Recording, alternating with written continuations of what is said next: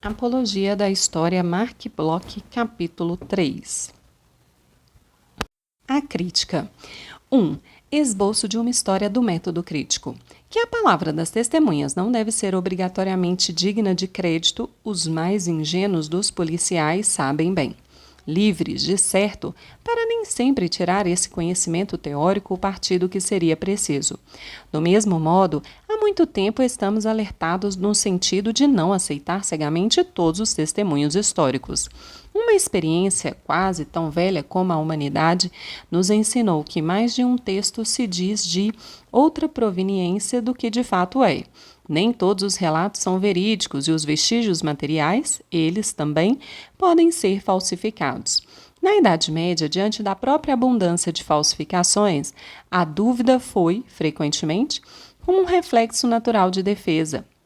Com tinta, qualquer um pode escrever qualquer coisa. Exclamava no século XI um fidalgo provinciano, loreno, em processo contra monges que armavam-se de provas documentais contra ele. A doação de Constantino, esta espantosa elucubração que um clérigo romano do século VIII assinou sob o nome do primeiro César cristão, foi, 3 séculos mais tarde, contestada nos círculos do muito impio imperador Otto III. As falsas relíquias são procuradas desde que as relíquias existem. No entanto, o ceticismo de princípio não é uma atitude intelectual mais estimável ou mais fecunda que a credulidade, com a qual, aliás, combina-se facilmente em muitos espíritos um pouco simplistas. Conheci durante a outra guerra um simpático veterinário que, não sem alguma aparência de razão, recusava-se sistematicamente a dar qualquer crédito às notícias dos jornais. Mas, se alguém despejasse em seu ouvido boatos dos mais inverossímeis, deliciava-se. Do mesmo modo, a crítica de simples bom senso, que por muito tempo foi a única praticada e a qual, às vezes, seduz certos espíritos, não podia ir muito longe. O que é, com efeito, mais das vezes, esse pretenso bom senso? Nada mais que um composto de postulados disparatados e de experiências precipitadamente generalizadas. Trata-se do mundo físico? Ele negou os antípodas, nega o universo einsteiniano, trata como fábula o relato de Heródoto, segundo o qual, ao dar a volta na África, os navegadores em certo dia viam o ponto onde o sol nasce passar de sua direita para a esquerda. Trata-se de atos humanos? O pior é que as observações alçadas assim à eternidade são obrigatoriamente extraídas de um momento muito curto de duração. O nosso. Aí residiu o principal vício da crítica voltairiana, aliás, não raro, muito penetrante. Não apenas as bizarrices individuais são de todas as épocas, como mais de um estado de alma outrora comum nos parece bizarro, porque não o compartilhamos mais. O bom senso, parece, proibiria aceitar que o imperador Otto I tenha sido capaz de subscrever, a favor dos papas, concessões territoriais inaplicáveis, que desmentiam seus atos anteriores e que seus atos posteriores nem levavam em conta. É preciso acreditar, contudo, que ele não tinha o espírito configurado do mesmo modo que nós, que, mais precisamente, colocava-se em sua época entre o escrito e a ação, uma distância cuja extensão nos surpreende, uma vez que o privilégio é incontestavelmente autêntico. O verdadeiro progresso veio no dia em que a dúvida tornou-se, como dizia Volney, examinadora, em que regras, objetivas em outros termos, foram pouco a pouco elaboradas, as quais, entre a mentira e a verdade, permitem uma triagem. O jesuíta von Papenbroek, ao qual a leitura das vidas dos santos inspirara uma incoercível desconfiança em relação à herança da alta Idade Média inteira, considerava falsos todos os diplomas merovingios preservados nos mosteiros. Não, responde em substância Mabillon. Existem incontestavelmente diplomas inteiramente forjados, remanejados ou interpolados. Há também os autênticos. E eis como é possível distinguir uns dos outros. Nesse ano, 1681, ano da publicação do De Re Diplomatica, uma grande data, na verdade, na história do espírito humano, a crítica de documentos foi, definitivamente, fundada. Esse foi certamente, aliás, de todo modo, um momento decisivo na história do método crítico. O humanismo do período precedente tivera suas veleidades e suas instituições. Não havia ido mais longe, nada mais característico do que uma passagem dos ensaios. Montaigne nela justifica Tácito por ter narrado prodígios. Cabe, diz, aos teólogos e filósofos discutirem os créditos comuns. Os historiadores têm apenas de recitá-las, como suas fontes las fornecem. Que eles antes nos transmitam a história segundo recebem do que segundo estimam. Em outros termos, uma crítica filosófica, apoiada em uma certa concepção da ordem natural ou divina, é perfeitamente legítima. E entendemos, de resto, que Montaigne não endossa os milagres de Vespasiano, tampouco muitos outros, mas o exame especificamente histórico de um testemunho, enquanto tal visivelmente não capta bem como sua prática seria possível.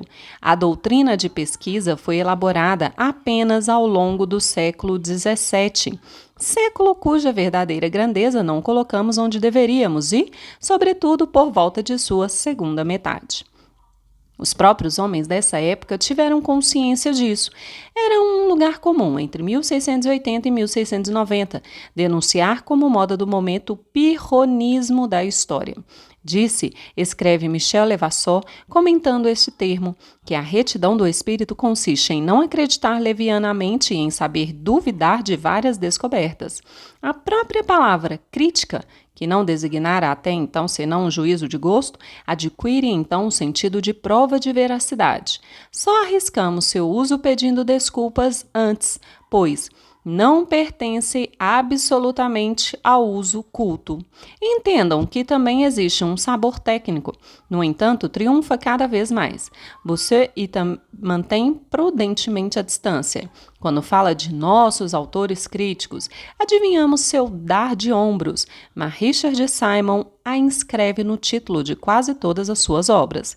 Os mais alertas não se deixam enganar. Aliás, o que esse nome anuncia é justamente a descoberta de um método de aplicação quase universal.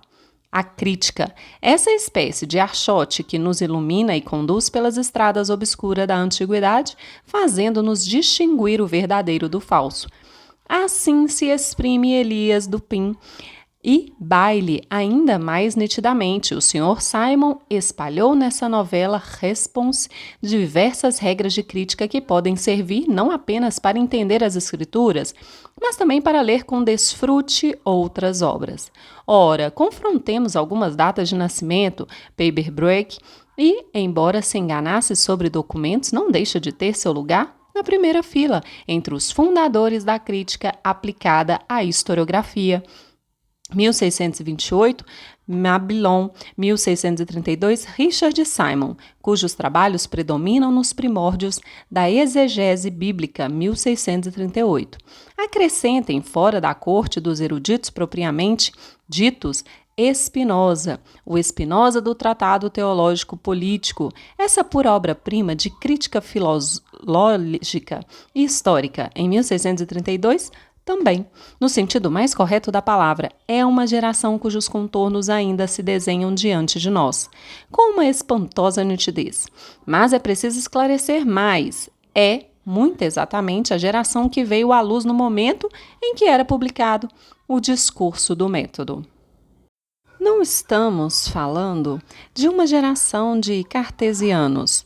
Mabillon, para nos atermos a ele, era um monge devoto, ortodoxo, com simplicidade, que nos deixou como último escrito um tratado da morte cristã. Desconfia-se de que não tenha conhecido muito de perto a nova filosofia, na época tão suspeita a tanta gente piedosa. Ainda mais porque, caso houvesse tido alguma de suas luzes, teria encontrado ali poucos temas a serem aprovados. Por outro lado, por mais que pareçam sugerir algumas páginas, talvez demasiado célebres, de Claude Bernard, as verdades da evidência de caráter matemático, cujo caminho à dúvida metódica em Descartes tem por missão abrir, apresentam poucos traços em comum com as probabilidades cada vez mais aproximativas que a crítica histórica, como a ciência de laboratório que contenta em deduzir. Mas, para que uma filosofia impregne toda uma época, não é necessário nem que haja exatamente ao pé da letra, nem que a maioria dos espíritos sofra seus efeitos de outro modo, que não por uma espécie de osmose, frequentemente semi-inconsciente. Assim como a ciência cartesiana, a crítica do testemunho histórico faz tábula rasa da credulidade. Assim como a ciência cartesiana, ela procede a essa implacável inversão de todas as bases antigas, apenas a fim de conseguir com isso novas certezas ou grandes probabilidades, agora devidamente comprovados. Em outros termos, a ideia que a inspira supõe uma reviravolta quase total das concepções antigas da dúvida. A ideia de que essas feridas pareçam um sofrimento ou de que, na dúvida, encontremos, ao contrário, não sei que nobre suavidade só havia sido considerada até então uma atitude mental puramente negativa, uma simples ausência. Estima-se agora que, racionalmente conduzida, possa tornar-se um instrumento de conhecimento. Estima-se agora que, racionalmente conduzida, possa tornar-se um instrumento de conhecimento. É uma ideia cujo surgimento se situa em um momento muito preciso da história do pensamento. A partir daí, as regras essenciais do método crítico estavam, em suma, fixadas. Seu alcance geral era tão simples que, no século XVIII, entre os temas mais frequentemente propostos pela Universidade de Paris no concurso de Aggregation dos filósofos, vemos figurar o seguinte, que soa curiosamente moderno, do testemunho dos homens sobre os fatos históricos. Não é, certamente, que as gerações seguintes não tenham trazido ao aparato muitos aperfeiçoamentos. Sobretudo, generalizaram bastante seu emprego e estenderam consideravelmente suas aplicações. Por muito tempo, as técnicas da crítica foram praticadas, pelo menos de maneira assídua, quase que exclusivamente por um punhado de eruditos, exegetas e curiosos. Os escritores dedicados a compor obras históricas com um certo arroubo não se preocupavam em se familiarizar com essas receitas de laboratório, a seu ver, demasiadamente minuciosas, e era com dificuldade que consentiam em levar em conta seus resultados. Ora, nunca é bom, segundo as palavras de Humboldt, os químicos recearem molhar as mãos. Para a história, o perigo de um tal cisma entre preparação e realização tem uma dupla face. Atinge, primeira e cruelmente, os grandes ensaios de interpretação. Estes não faltam, não apenas com isso, ao dever primordial da veracidade, pacientemente buscada, privados, além disso, dessa perpétua renovação, dessa surpresa sempre renascente que a luta com o documento é a única a proporcionar. Torna-se-lhes impossível escapar a uma oscilação sem trégua entre alguns temas estereotipados, impostos pela rotina. Mas o próprio trabalho técnico não sofre menos, não sendo mais guiado de cima, arrisca-se a se agarrar indefinidamente a problemas insignificantes ou mal formulados. Não existe pior desperdício do que o da erudição quando gira no vazio, nem soberba mais deslocada do que o orgulho do instrumento que se toma por um fim em si. Contra esses perigos, o esforço consciencioso do século XIX lutou bravamente. A escola alemã, Renan, Fustel de Collages, restituíram à erudição sua condição intelectual. O historiador foi levado à mesa de trabalho, a partida, entretanto, foi totalmente ganha? Acreditar nisso seria mostrar muito otimismo. Em grande parte, o trabalho de pesquisa continua a andar nos trancos e barrancos, sem escolha racional de seus pontos de aplicação.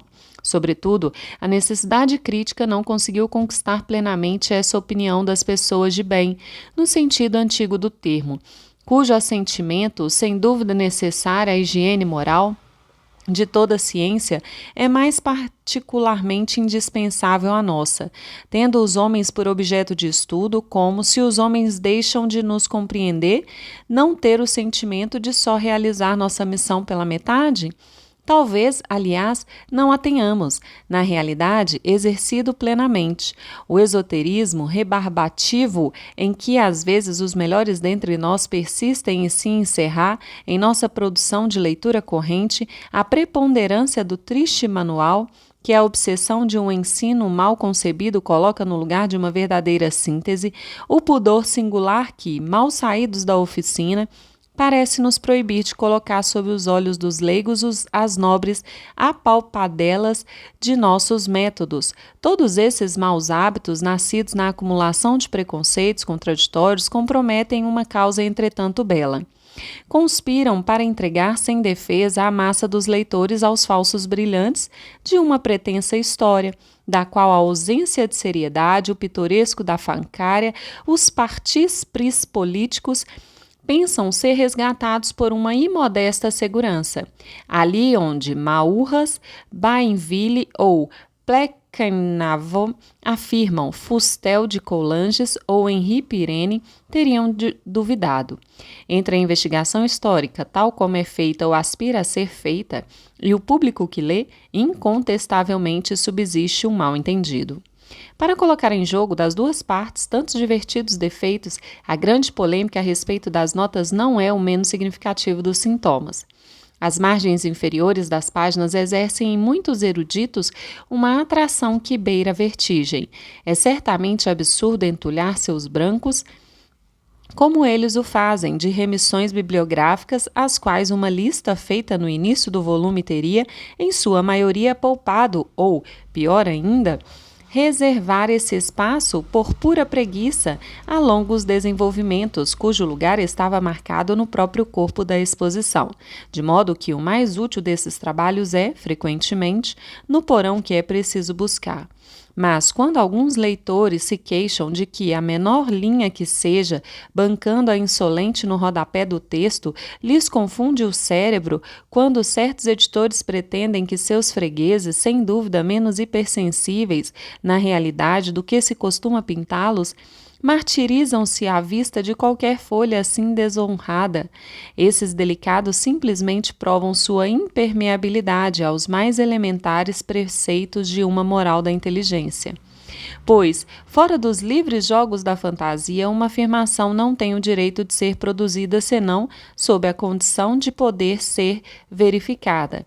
E cabe ao historiador, no caso de usar um documento, indicar o mais brevemente sua proveniência, ou seja, o meio de encontrá-lo equivale, sem mais, a se submeter a uma regra universal de probidade.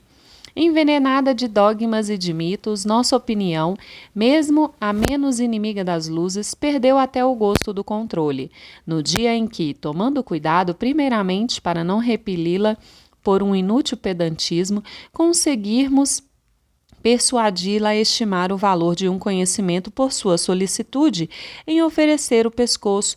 Previamente, a refutação, as forças da razão terão obtido uma de suas maiores vitórias. É no sentido de prepará-la que trabalham nossas humildes notas, nossas pequenas e minuciosas referências, de que tantos espíritos ilustrados zombam atualmente. Os documentos manejados pelos primeiros eruditos eram, no mais das vezes, escritos que se apresentavam por si só ou que eram apresentados, tradicionalmente, como de um autor ou época dados, que contavam deliberadamente estes ou aqueles acontecimentos. Diziam a verdade, os livros qualificados de mosaicos são realmente de Moisés? E de Clovis os diplomas que trazem seu nome? O que valem os relatos do Êxodo? Aí reside o problema, mas, à medida que a história foi levada a fazer dos testemunhos involuntários um uso cada vez mais frequente, ela deixou de se limitar a ponderar as afirmações explícitas dos documentos. Foi-lhe necessário também extorquir as informações que eles não tencionavam fornecer. Ora, as regras críticas que haviam mostrado sua validade no primeiro caso mostraram-se igualmente eficazes no segundo. Tenho, sob meus olhos, um lote de documentos medievais. Alguns estão datados, outros não. Ali onde figura a indicação, será preciso verificá-la, pois a experiência prova que pode ser mentirosa. Está faltando? É importante restabelecê-la. Os mesmos meios irão servir para ambos os casos. Pela escrita, caso se trate de um original, pelo estado da latinidade, pelas instruções às quais faz alusão a um aspecto geral do dispositivo. Suponhamos que determinado ato corresponde aos costumes facilmente reconhecíveis dos notários franceses, por volta do ano 1000. Caso se apresente como da época merovíngia, eis a fraude denunciada. Está sem data? Ei-la aproximativamente fixada.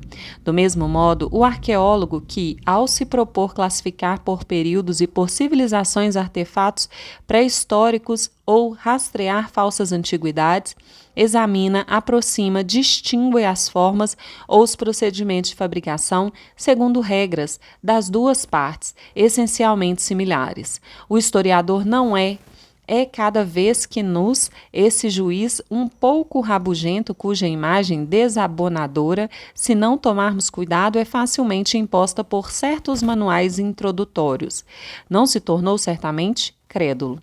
Sabe que suas testemunhas podem se enganar ou mentir, mas, antes de tudo, preocupa-se em fazê-las falar, para compreendê-las. É uma das marcas mais belas do método crítico ter sido capaz, sem em nada modificar seus primeiros princípios, de continuar a guiar a pesquisa nessa ampliação.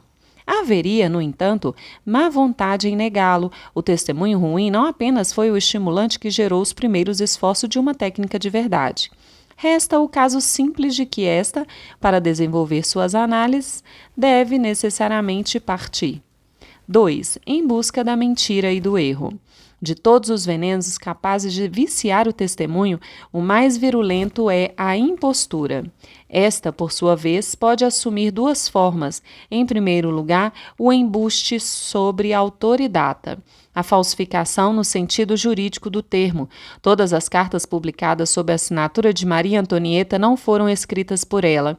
Acontecem que foram fabricadas no século XIX, vendida ao Louvre como antiguidade citogrega do século IV antes de nossa era. A tiara dita de Saítafernes foi cinzelada cerca de 1995. Em Odessa. Vem em seguida um embuste sobre o conteúdo. César, em seus comentários, cuja paternidade não lhe poderia ser contestada, deliberadamente deformou muito, omitiu muito. A estátua que se exibe em Saint-Denis, como representando Filipe, o audaz, é de fato a figura funerária desse rei, tal como foi executada pouco depois de sua morte, mas tudo indica que o escultor se limitou a reproduzir um modelo convencional, que de retrato tem apenas o nome. Ora, esses dois aspectos da mentira levantam problemas bem distintos, cujas soluções não dependem uma da outra. A maioria dos escritos assinados com o nome supostamente, com certeza também pelo conteúdo. Um pretenso diploma de Carlos Magno revela-se ao exame como forjado 2 ou 3 séculos mais tarde? Pode-se apostar mesmo que as generosidades com as quais qualifica a honra ao imperador foram igualmente inventadas, porém, nem isso poderia ser admitido previamente, pois certos atos foram fabricados com o único fim de repetir as disposições de peças perfeitamente autênticas que haviam sido perdidas. Excepcionalmente, uma falsificação pode dizer a verdade. Deveria ser supérfluo lembrar que, inversamente, os testemunhos mais insuspeitos em sua proveniência declarada não são, necessariamente, por isso, testemunhos verídicos. Mas antes de aceitar uma peça como autêntica, os eruditos se empenharam tanto em pesá-las em suas balanças que depois nem sempre têm o estoicismo de criticar suas afirmações. A dúvida, em particular, hesita facilmente diante dos escritos que se apresentam ao abrigo das garantias jurídicas. Impressionantes atos do poder ou contratos privados, por pouco que estes últimos tenham sido solenemente validados. Nem uns nem outros são, contudo, dignos de muito respeito. Em 21 de abril de 1834, antes do processo das sociedades secretas, Thiers escrevia ao prefeito do Baixo Reno: recomendo-vos dedicar o maior cuidado em fornecer vossa contribuição de documentos para o grande processo em vias de se instruir. O que importa bem esclarecer é a correspondência de todos os anarquistas, é a íntima conexão dos acontecimentos de Paris, Lyon, Estrasburgo, é, em suma, a existência de um vasto complô envolvendo a França inteira. Aqui está incontestavelmente uma documentação oficial bem preparada. Quanto à miragem das cartas devidamente lacradas, devidamente datadas, a menor experiência do presente basta para dissipá-la. Ninguém ignora os atos lavrados em cartório regularmente pululam de inexatidões voluntárias. E lembro-me de já ter no passado pré-datado, por ordem de alguém, minha assinatura embaixo de um auto requerido por uma das grandes administrações do Estado. Neste aspecto, nossos pais não eram mais escrupulosos. Ocorrido em tal dia, em tal lugar, lemos embaixo dos diplomas reais. Mas consultem os relatórios de viagem do soberano. Verão mais de uma vez que, no citado dia, ele passava, na verdade, uma temporada a muitas léguas dali. Inumeráveis atos de alforria de servos que ninguém pensaria, em sã consciência, taxar de falsos, afirmam-se concedidos por pura caridade, ao passo que podemos colocar diante deles a fatura da liberdade. Mas não basta constatar o embuste, é preciso também descobrir seus motivos, mesmo que, a princípio, para melhor rastreá-lo, enquanto subsistir uma dúvida sobre suas origens, ele permanecerá em si mesmo algo de rebelde à análise, por conseguinte, de apenas até semi-comprovado. Acima de tudo, uma mentira enquanto tal é, a seu modo, um testemunho. Provar, sem mais, que o célebre diploma de Carlos Magno para a igreja de Aix-la-Chapelle não é autêntico é poupar-se um erro, não é adquirir um conhecimento. Conseguiremos, em contrapartida, determinar que a falsificação foi composta pelos círculos de Frederico Barba Ruiva? Que iria, por todos os motivos, servir aos grandes sonhos imperiais? Uma nova visão se abre para vastas perspectivas históricas. Eis, portanto, a crítica levada a buscar, por trás da impostura, o impostor, ou seja, conforme a própria divisa da história, o homem. Seria pueril pretender enumerar, em sua infinita variedade, as razões que podem levar alguém a mentir. Mas os historiadores, naturalmente levados a intelectualizar em excesso a humanidade, agirão sensatamente ao lembrar que todas essas razões não são sensatas. Em certos seres humanos, a mentira, embora em geral associada, aí também a um complexo de vaidade ou de recalcamento, torna-se quase, segundo a terminologia de André Gide, um ato gratuito. O cientista alemão que mourejou para redigir, em excelente grego, a história oriental, cuja paternidade atribuiu ao fictício Sanchoniathon, teria adquirido facilmente a um custo menor uma estimável reputação de helenista. Filho de um membro do Instituto, ele próprio, mais tarde, convocado a se sentar nessa honorável companhia, François Lenormand, ingressou na carreira aos 17 anos, mistificando seu próprio pai com a falsa descoberta das inscrições de La Chapelle Saint-Éloi, inteiramente fabricadas por suas mãos. Já velho e cercado de honrarias, seu último golpe de mestre foi, dizem, publicar como originárias da Grécia algumas banais antiguidades pré-históricas que ele simplesmente recolhera na Campagne francesa. Ora, do mesmo modo que indivíduos existiram épocas mitômanas, tais como, por volta do final do século XVIII e início do XIX, as gerações pré-românticas e românticas. Poemas pseudo-celtas atribuídos a Ossian, epopeias, baladas que Chatterton imaginou escrever em inglês arcaico, poesias pretensamente medievais de Clotilde de Survalle, cantos bretões imaginados por Villemarqué, cantos supostamente traduzidos do croata por Mérimée, cantos heróicos tchecos de Kravoli Dvor, E assim por diante, é de uma extremidade à outra da Europa durante essas décadas como uma vasta sinfonia de fraudes. A Idade Média, sobretudo do século VIII ao XII, apresenta um outro exemplo dessa epidemia coletiva. De certo, a maioria dos falsos diplomas, dos falsos decretos pontificiais, das falsas capitulares, então forjados em tão grande número, o foi por interesse.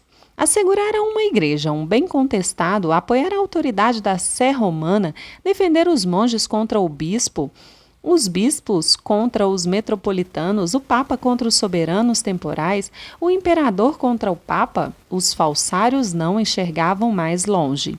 O fato característico não deixa de ser que personagens de uma piedade e, não raro, de uma virtude incontestáveis, não hesitavam em lançar mão desses embuches. Visivelmente, não ofuscavam a moralidade comum.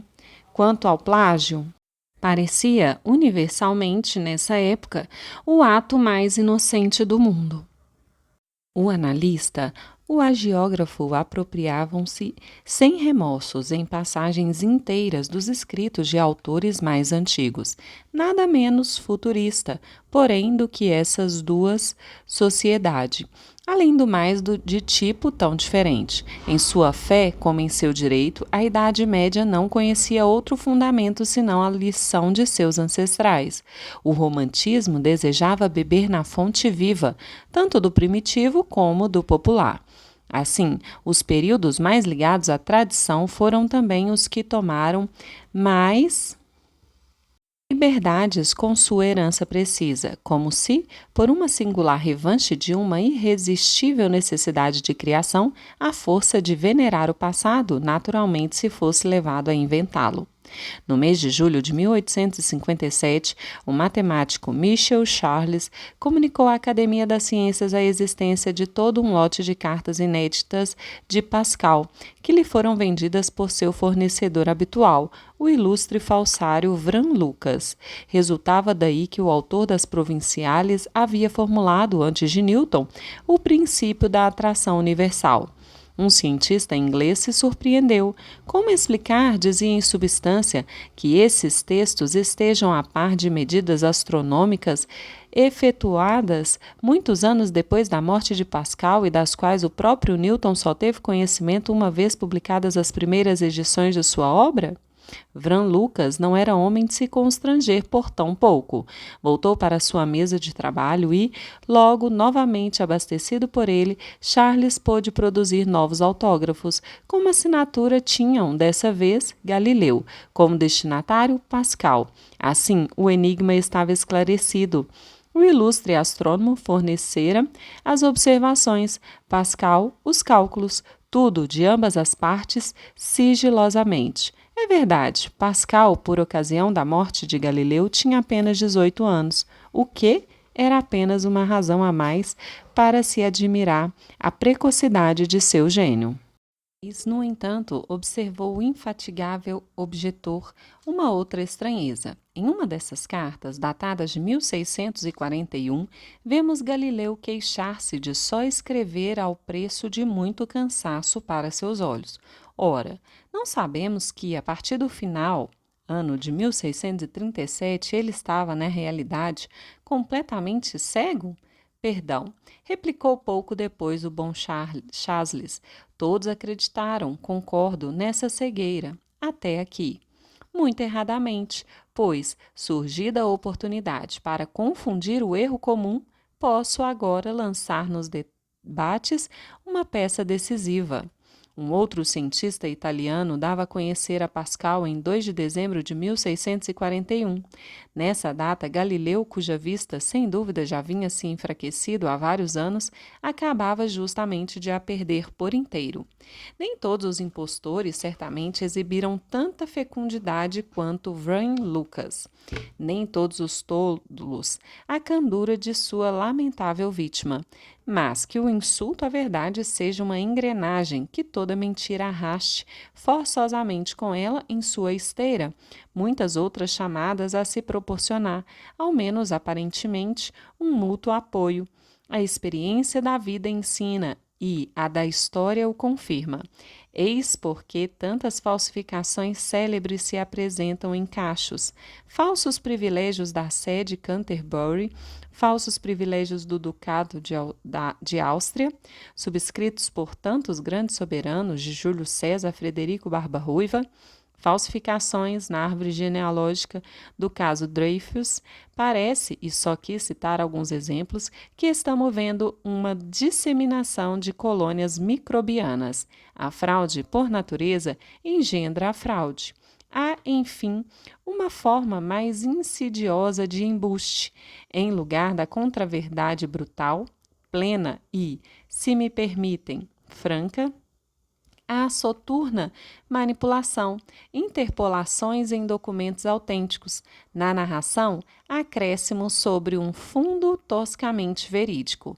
Detalhes inventados. Interpola-se, geralmente, por interesse. Acrescenta-se, com frequência, para enfeitar. As devastações que uma estética falaciosa exerceu sobre a historiografia antiga ou medieval foram com frequência denunciadas. Sua parte talvez não seja muito menor em nossa imprensa. Mesmo às custas da veracidade, o mais modesto romancista instala de bom grado seus personagens, segundo as convenções de uma retórica cuja idade não consumiu o prestígio àquela época e, em nossas salas de redação, Aristóteles e Quintiliano contam mais discípulos do que em geral se acredita. Inclusive, certas condições técnicas parecem favorecer essas deformações. Quando o espião Bolo foi condenado em 1917, um diário, dizem, publicou, a partir de 6 de abril, o relato da execução. Primeiro fixada, de fato, para essa data, ela só teve lugar realmente 11 dias mais tarde. O jornalista estabelecera seu papel previamente, convencido de que o evento se daria no dia previsto. Julgou inútil verificar. Não sei o que vale o episódio. Certamente erros tão crassos são excepcionais. Mas nada há de inverossímil em supor que, para andar mais rápido, pois antes de tudo é preciso que a edição saia a tempo, as reportagens de cenas esperadas sejam às vezes preparadas antes da hora. Quase sempre, estejamos certos, o rascunho, depois da observação, será modificado, caso haja necessidade, em todos os pontos importantes. Duvida-se, em contrapartida, que muitos retoques sejam feitos nos traços acessórios julgados necessários para dar cor e os quais ninguém pensa em controlar. Pelo menos é o que um leigo acredita entrever. Gostaríamos que um homem de ofício nos fornecesse, quanto a isso, luzes sinceras. O jornal, infelizmente, ainda não encontrou seu Mabilon ou seu paper break. O que é certo é que a obediência a um código um pouco em desuso, de bom gosto literário, o respeito a uma psicologia estereotipada, a febre do pitoresco não estão próximos de perder seu lugar na galáxia dos geradores de mentiras. Do puro e simples fingimento até o erro inteiramente involuntário, a muitos níveis. Quando mais não fosse, em razão da fácil metamorfose pela qual a patranha mais sincera se transforma, com a colaboração das circunstâncias em mentira. Inventar supõe um esforço que a preguiça de espírito comum a maioria dos homens repele. Quão mais cômodo aceitar complacentemente uma ilusão originalmente espontânea que lisonjeia o interesse do momento. Vejam o célebre episódio do avião de Nuremberg. Ainda que a questão jamais tenha sido perfeitamente esclarecida, parece de fato que um avião comercial francês sobrevoou a cidade poucos dias antes da declaração de guerra. É provável que o tenham tomado por um avião militar. Não é inverossímil que, em uma população já presa dos fantasmas da escaramuça próxima, o rumor tenha se espalhado como bombas jogadas aqui e ali. É certo, porém, que nenhuma delas foi lançada, que os governantes do Império Alemão possuíam todos os meios de reduzir esse falso rumor a nada, que, por conseguinte, ao acolhê-lo sem controle para dele fazer um motivo de guerra, propriamente, mentiram. Mas sem nada imaginar, nem mesmo, talvez, sem ter, inicialmente, uma consciência muito clara de sua impostura. O absurdo rumor cresceu porque Era útil acreditar nele, de todos os tipos de mentira, aquela que se impinge a si mesmo não está entre as menos frequentes, e a palavra sinceridade envolve um conceito um pouco tosco que só poderia ser manipulado com a introdução de muitas nuances. Não é menos verdade que muitas testemunhas se enganam com toda a boa fé. Eis, portanto, chegado o momento para o historiador de tirar proveito dos preciosos resultados com que a observação sobre o vivo há algumas décadas vem armando uma disciplina quase nova, a psicologia do testemunho. Na medida em que interessa a nossos estudos, essas aquisições parecem ser, no essencial, as seguintes. A se acreditar em Guillaume de Saint-Thierry, seu discípulo e amigo, São Bernardo ficou um dia muito surpreso ao saber que a capela onde jovem monge seguia cotidianamente os ofícios divinos abria-se ao fundo da nave em 3 janelas. Sempre imaginara que tinha apenas uma. Sobre essa característica, o agiógrafo, por sua vez, se espanta e admira. Que perfeito servo de Deus tal desprendimento das coisas da terra não pressagiava? Tudo indica que Bernardo devia sofrer de uma distração pouco comum, considerando, pelo menos, é verdade, como se conta também, que lhe acontecia margear o Lehmann durante um dia inteiro sem percebê-lo. Numerosas provas, entretanto, o atestam. Para se enganar grosseiramente sobre realidades que deveriam, ao que tudo indica, ser mais bem conhecidas, não é preciso de modo algum estar entre os príncipes da mística. Os alunos do professor Claparède, em Genebra, mostraram-se, durante experiências célebres, tão incapazes de descrever corretamente o vestíbulo de sua universidade quanto o doutor da palavra de mel, a igreja de seu mosteiro. A verdade é que, na maioria dos cérebros, o mundo circundante só acha medíocres aparelhos gravadores. Acrescentem que, sendo os testemunhos apenas a expressão de lembranças, os erros primordiais da percepção arriscam-se sempre a complicarem-se graças a erros de memória, dessa fluida, dessa fecunda memória, já denunciada por um de nossos velhos juristas. Em certos espíritos, a inexatidão assume aspectos verdadeiramente patológicos. Seria muito irreverente propor, para essa psicose, o nome de doença de Lamartine? Todo mundo sabe, essas pessoas não são geralmente as menos prontas a afirmar algo, porém, se assim existem testemunhas mais ou menos suspeitas e seguras, a experiência prova que não se encontra uma cujas palavras sejam igualmente dignas de fé sobre todos os assuntos e todas as circunstâncias.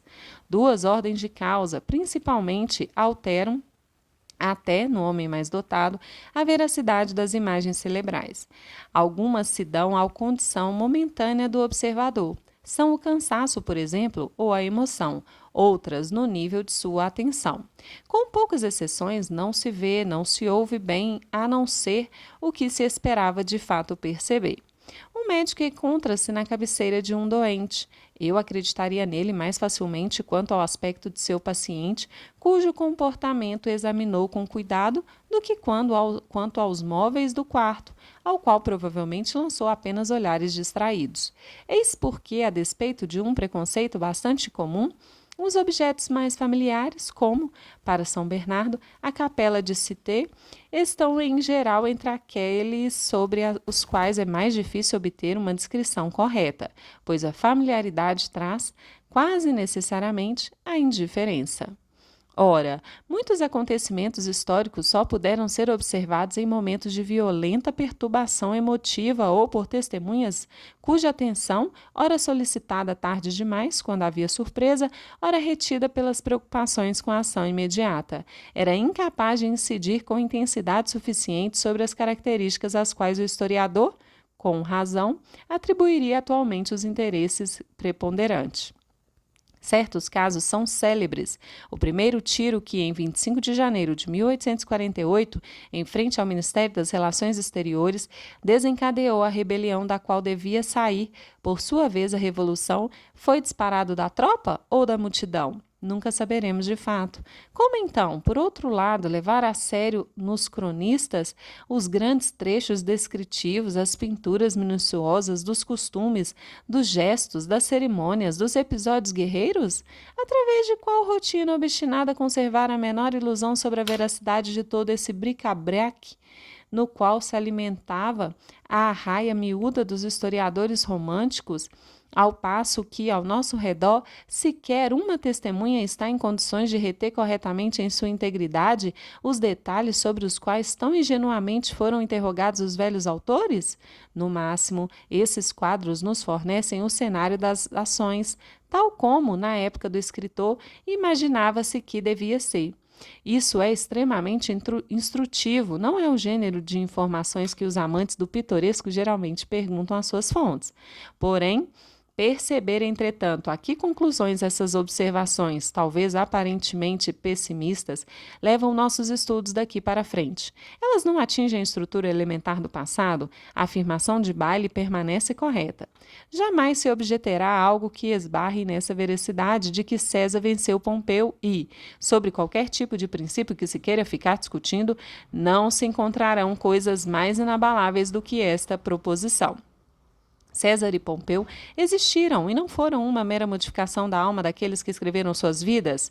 É verdade, caso devessem subsistir, como confirmados apenas alguns fatos desse tipo, desprovidos de explicação, a história se reduziria a uma série de observações toscas, sem grande valor intelectual. Felizmente, não é este o caso. As únicas causas que a psicologia do testemunho atinge, assim, com uma frequente incerteza, são os antecedentes completamente imediatos. Um grande acontecimento pode ser comparado a uma explosão. Sob que condições exatamente produz-se o último choque molecular indispensável à distensão dos gases? Frequentemente seremos obrigados a nos resignar a ignorá-lo, o que é lamentável, sem dúvida. Mas estão os químicos sempre melhor colocados? Isso em nada impede que a composição da mistura detonante permaneça inteiramente suscetível de análise. Numerosos fatores, muito diversos e muito atuantes, que, desde logo, um Tocqueville soube vislumbrar, haviam preparado há muito tempo a Revolução de 1848, esse movimento tão claramente determinado, o qual, por uma estranha aberração, certos historiadores acreditaram poder transformar em protótipo de acontecimento fortuito. O fuzilamento do Boulevard das Capucines foi outra coisa senão a última pequena fagulha? Do mesmo modo, veremos essas causas próximas não escapam apenas com muita frequência a observação de nossos fiadores, portanto, a nossa, em si mesmas, constituem também a parte privilegiada do imprevisível, do acaso na história. Podemos nos consolar sem muita dificuldade, porque as enfermidades do testemunho as dissimulam geralmente aos mais sutis de nossos instrumentos. Mesmo mais bem conhecida, seu encontro com as grandes cadeias causais da evolução representaria o resíduo de contingências que nossa ciência jamais conseguirá eliminar, que ela não tem o direito de pretender eliminar. Quanto aos impulsos íntimos dos destinos humanos, as vicissitudes da mentalidade ou da sensibilidade, das técnicas, da estrutura social e econômica, as testemunhas que interrogamos sobre isso não estão sujeitas às fragilidades da percepção momentânea? Por uma feliz coincidência que Voltaire já entrevira, o que existe em história de mais profundo bem poderia ser também o que existe de mais seguro. Eminentemente variável, de indivíduo para indivíduo, a faculdade de observação tampouco é uma constante social.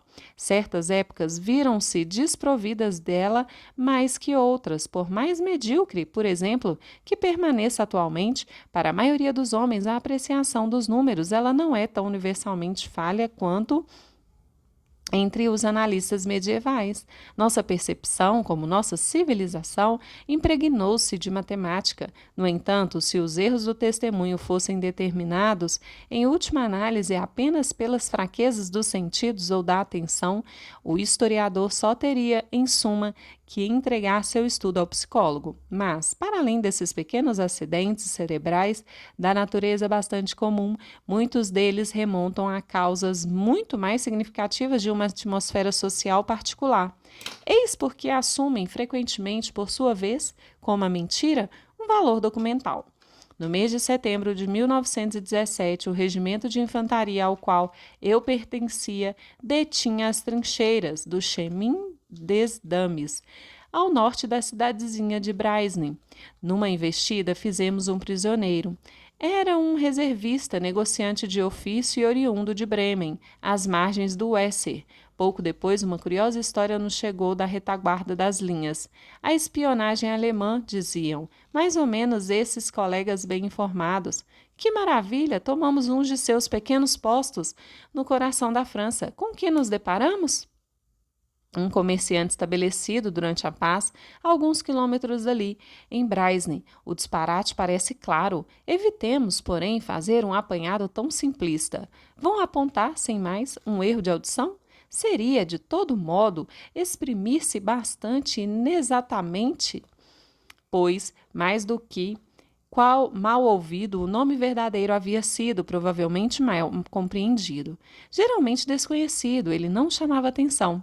Por uma tendência natural do espírito, pensava-se captar em seu lugar um nome familiar. Mas tem mais. Nesse primeiro trabalho de interpretação, um segundo igualmente inconsciente já se encontrava implicado. A imagem, não raro verídica, das astúcias alemãs havia sido popularizada por incontáveis relatos. Lisonjeava ao vivo a sensibilidade romanesca das massas.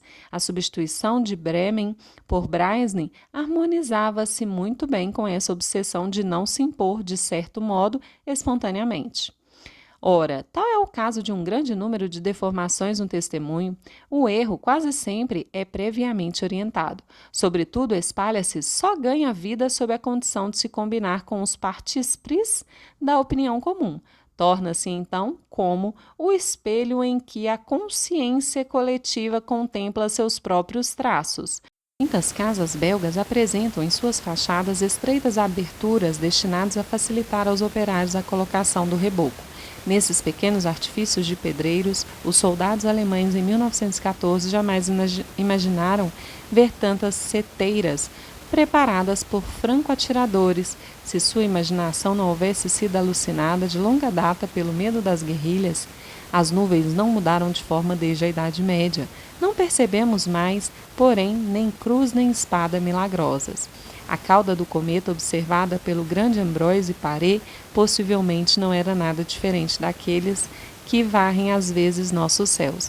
Ele acreditou, entretanto, aí descobrir toda uma panóplia de armas estranhas. A obediência ao preconceito universal triunfara sobre a habitual exatidão de seu olhar. E seu testemunho, como tantos outros, informa não sobre o que viveu na realidade, mas sobre o que, em sua época, era estimado natural ver.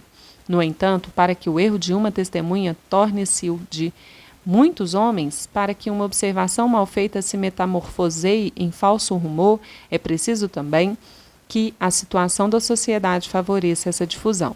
Nem todos os tipos sociais lhes são, longe disso, igualmente propícios. Nesse aspecto, os extraordinários distúrbios da vida coletiva que nossas gerações viveram constituem outras tantas admiráveis experiências. As do momento presente, para dizer a verdade, estão muito próximas de nós, para já passarem por uma análise exata. A guerra de 1914 a 18 permite mais o recuo. Todos sabem o quanto esses 4 anos mostraram-se fecundos em notícias falsas, sobretudo entre os combatentes. É na particularíssima sociedade das trincheiras que a formação dessas notícias parece mais interessante de ser estudada. O papel da propaganda da trincheira foi, à sua maneira, considerável, mas exatamente o contrário do que os criadores dessas instituições esperavam delas. Como disse muito bem um humorista, prevalecia nas trincheiras a opinião de que tudo podia ser verdade à exceção do que se deixava imprimir. Ninguém acreditava nos jornais, tampouco nas cartas, pois, além de chegarem irregularmente, eram consideradas muito vigiadas. Daí, uma renovação prodigiosa da tradição oral, mãe antiga das lendas e dos mitos, num golpe audacioso, jamais sonhado pelos mais audaciosos dos experimentadores, os governos, abolindo os séculos decorridos, devolviam o soldado do fronte aos meios de informação e ao estado de espírito dos tempos antigos, antes do jornal, antes do informativo, antes do livro. Não era geralmente na linha de fogo que os rumores nasciam. Para isso, os pequenos grupos encontravam-se muito isolados uns dos outros. O soldado não tinha direito algum de se deslocar sem ordem, só o fazia, aliás, o mais frequentemente com o risco de sua vida.